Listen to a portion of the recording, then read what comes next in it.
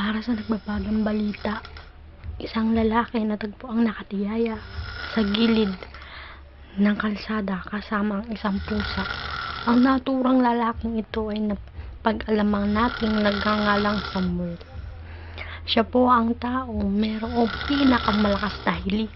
Kaya kung gusto nyo matunghayan ang lahat-lahat ng ito, pakinggan nyo maigi at i-witness nyo kung ano talaga ang nakakairita. Ingay na maririnig ng sanlibutan. Ito siya. Kikita pa lang. Kitang-kita ang kanyang itsura. Walang suot na damit. Halatang napabayaan ng magulang. Kasama niya ang pusang buntis na nagngangalang Karopin. Tignan niyo pong maigi ang kanyang muka. Mukha siyang taong grasa. Ang haba ng kanyang buhok. Mistulang wala nag-aalagang nanay sa kanya. Pakinggan niyo naman ang kanyang nakakabusa, bulahaw na ingay.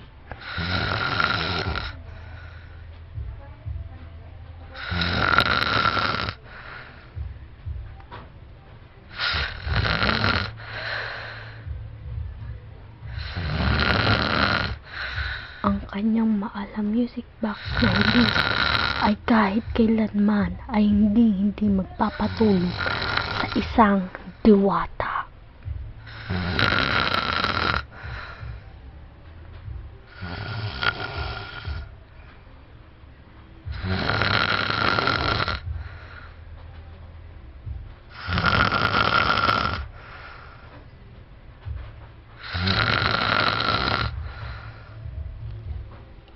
O siya, tama na yan.